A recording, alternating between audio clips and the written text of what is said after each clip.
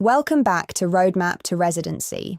Today we're attacking vertigo and hearing loss on Step 3, one of the highest yield, most predictable question families on the exam, because the test writers reuse the same handful of STEM patterns over and over. We're not reteaching the vestibular system. We're showing you what the stems look like, which 2 or 3 words give away the diagnosis, and how to eliminate the distractors that catch most test takers. Read the content in your review resource under ENT and Neurology, and drill it in your question bank. Use this video to learn how to attack the questions. Let's get started. Here's our roadmap. First, benign paroxysmal positional vertigo, the single most tested cause of vertigo, and its maneuvers. Second, Meniere disease and vestibular neuritis, the two students confuse most, with a one-line rule that separates them every time. Third, the hearing loss workup, including the tuning fork tests without memorizing a chart. Throughout, we'll do full walkthroughs where I explain why the right answer is right and why each wrong answer is wrong, because that's where the points are lost. For content, use the ENT and Neurology chapters plus your question bank. This video is the strategy layer on top of that. Strategy 1, and if you take nothing else, take this. Every vertigo vignette tells you 2 things: how long the episode lasts and what sets it off. Those 2 details get you the diagnosis before you read a single answer choice. The duration rule, seconds, resolving within a minute, is BPPV. Minutes to hours is Meniere. Continuous for days is vestibular neuritis. The trigger rule, rolling over in bed, looking up at a high shelf, tipping the head back at the sink, that's positional, and positional means BPPV. If vertigo comes out of nowhere with no head movement, BPPV is off the table. So when you open a vertigo question, don't read top to bottom. Scan for the duration word, scan for the trigger word, then look at the choices. You'll already have your answer, and you'll have saved 40 seconds. Strategy 2 is a 5-second exam check that protects you from the 2 most dangerous traps. Part 1. Does this patient have hearing symptoms? Hearing loss, ringing, or a feeling of fullness or pressure in the ear? If yes, it's Meniere, the only one of our 3 that involves the hearing organ. And the flip side most people miss. When a STEM says hearing is normal or the ear exam is unremarkable, that's not filler. It's the test writer handing you an elimination. Meniere is gone. Part 2, and this one keeps patients alive. Scan the neurologic exam.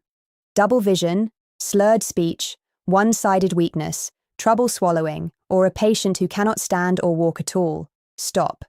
That's not an inner ear problem. That's a posterior circulation stroke presenting as vertigo, and the answer is urgent brain imaging, not a maneuver or a medication. The exam loves to bury one danger word in an ordinary vertigo stem. There are really only 3 vertigo stems on this exam. Stem 1, the rolling over in bed stem. Brief spinning lasting seconds, brought on by turning in bed or tilting the head back with normal hearing and neuro exam. That's BPPV. You confirm with Dix-Hallpike and treat with Epley. Critical point, medication is almost always wrong here, because sedating the vestibular system delays the compensation you want. Stem 2, the fullness and ringing stem. Recurrent attacks lasting minutes to hours with hearing loss, ringing, and pressure in one ear. That's Meniere. First line is dietary salt restriction, adding a water pill if attacks continue. Surgery is a classic overkill distractor.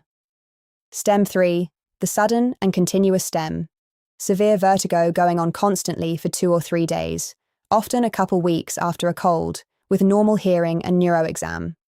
That's vestibular neuritis. You give a few days of symptom medication and start vestibular rehab early. Memorize these 3 side by side in a table. Our first walkthrough. Read it the way I taught you, don't start at the top. Hunt for duration and trigger. Duration, each episode lasts about 20 seconds. Trigger, rolling over in bed and tipping the head back. Check the ear. She denies hearing loss, ringing, and fullness. Check the neuro exam. Normal, steady gait. Now read the last line and notice the exact wording. Most appropriate next step in management. Hold that phrase because it decides between 2 choices that both look correct. Take your shot before we break it down. Step 1. Spot the pattern. Seconds, triggered by rolling over and tilting the head. Normal hearing, normal neuro exam. That's the rolling over template, BPPV. Notice the stem explicitly denied hearing loss, ringing, and fullness. 3 negatives are no accident. They eliminated Meniere for you. Step 2, apply the rule, and the wording matters. It asked for the next best step, not the definitive treatment. Even when confident, you confirm which canal is involved before repositioning. So Dix-Hallpike comes first, Epley right after. Choice B is correct. Step 3, kill the distractors. Choice A, MRI of the brain, the overkill answer. Imaging is for danger signs, and she has a normal exam and steady gait. Wrong. Choice C, water pill and salt restriction. That's Meniere treatment. Dead on arrival, because there are no hearing symptoms. Wrong. Choice D, daily meclizine, catches the most people because it feels helpful. But it treats a symptom without confirming a diagnosis, and chronic suppressants slow compensation. Wrong. The answer is B. In your question bank, don't just check the right answer. Say out loud why each other choice is wrong.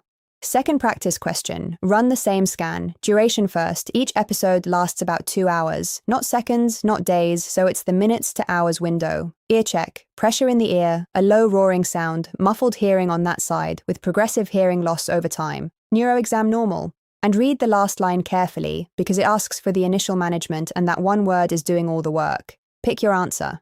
Scan the ear findings because the stem is built around them. Pressure, roaring, muffled hearing getting worse over months, episodes lasting hours. That's the Meniere template. The duration alone did most of the work. 2 hours can't be BPPV, and 6 attacks over 8 months can't be vestibular neuritis. The hearing loss confirms Meniere. Apply the rule and note the word initial. When step 3 asks for initial management, choose the least invasive thing that works. For Meniere, that's dietary salt restriction, then a water pill if it fails. Choice B is correct. Distractors. Choice A, the Epley maneuver, right treatment, wrong disease. Nothing here is positional.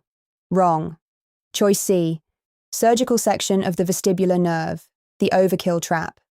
Destructive surgery is a last resort after salt restriction, water pills, and injections fail. Wrong. Choice D, a prolonged suppressant. Suppressants help during an acute attack, but as ongoing therapy they blunt compensation. The word prolonged is the tell. Wrong. The answer is B, dietary salt restriction. Now hearing loss, and let me save you from memorizing the tuning fork chart. Memorize one sentence and derive the rest. In conductive loss, sound moves toward the bad ear on Weber, and on that ear bone conduction beats air conduction on Rinner. The blockage keeps sound in that ear, and the bone root bypasses it. In sensorineural loss, the nerve is failing, so sound goes toward the good ear on Weber, and air conduction still beats bone conduction on both sides. Sort conductive versus sensorineural before you look at the answers, and 2 choices usually become impossible. 2 emergencies to recognize on sight. 1. Sudden sensorineural hearing loss. Hearing lost in one ear over hours to days. Once you exclude wax and fluid, this is time sensitive, and the answer is prompt steroid therapy. The wrong answer sitting right there is a routine hearing test in 4 to 6 weeks. 2. One-sided sensorineural loss with ringing and imbalance in an otherwise normal patient. Think tumor of the hearing and balance nerve. And the answer is MRI of the internal auditory canal. The subtlety. This sounds like Meniere. What separates them is the pattern. Meniere comes in discrete attacks lasting hours with normal periods between. The nerve tumor is steady, progressive, one-sided loss with gradual unsteadiness. Third practice question. Run the scan. Duration, continuous for 2 days. Not seconds, not hours. Trigger, none. It started spontaneously, though head movement makes it worse. And notice that worsened by movement is not the same as triggered by movement. That distinction is planted on purpose. Ear check, hearing normal both sides. No ringing, so Meniere is out. Neuro check, read slowly, because the stem walks you through a stroke exam and tells you it's clean. Eye movements intact, speech clear, strength full and symmetric, and he can walk with assistance. Take your answer before we go through it. The duration gives it away. Continuous vertigo for 2 days after a cold 2 weeks ago, normal hearing, clean neuro exam. That's vestibular neuritis. Management is a short course of a vestibular suppressant, only a few days, followed by early vestibular rehab. Choice C is correct, and notice it contains the words short course. The exam approving your answer. Distractors. Choice A, the Epley maneuver, wrong disease, this vertigo is continuous. Here's the trap. The stem says he vomits when he moves his head. That's worsened by movement, true of every vertigo. It's not triggered by movement with symptom-free periods between. Wrong. Choice D, salt restriction and a water pill, Meniere treatment, killed by the normal hearing. Wrong. Choice B, urgent CT of the head, which half of test takers reach for. The instinct is right. You should always ask whether continuous vertigo is a stroke. But look at what the stem gave you. Extraocular movements intact, speech clear, strength symmetric, he can walk. The test writer walked you through a stroke exam and said every element was normal. And CT is genuinely poor at visualizing the back of the brain in the first hours. Wrong. The answer is C. Here's the exam day pearl that ties this together, and it generalizes far beyond vertigo. I call it the distractor autopsy. The wrong answers aren't random. They come in 3 flavors. Flavor 1, the right treatment for the wrong disease. Epley offered to a Meniere patient. Salt restriction offered to positional vertigo. It looks familiar, so your hand reaches for it. Flavor 2, the overkill answer. Nerve surgery, an urgent scan, admission, when the exam is completely clean. Step 3 punishes doing too much as reliably as doing too little. Flavor 3, the symptom-only answer. Daily meclizine, a prolonged suppressant. It feels compassionate, but it never confirms a diagnosis and delays recovery. So the habit. When you review a question, even one you got right, go through each wrong choice and say 2 things. Which disease does this actually treat, and which flavor is it? That extra 30 seconds converts one question into a pattern you reuse on 100 future questions. That wraps up vertigo and hearing loss. Let's lock in the essentials. Seconds and positional means BPPV, confirm with Dix-Hallpike, treat with Epley. Hours plus hearing loss, ringing and fullness means Meniere, start with salt restriction. Days of continuous vertigo after a cold with a clean neuro exam means vestibular neuritis. Give a short course of a suppressant plus early rehab. Any danger sign, double vision, slurred speech, one-sided weakness, or a patient who can't walk, and you're imaging the brain instead.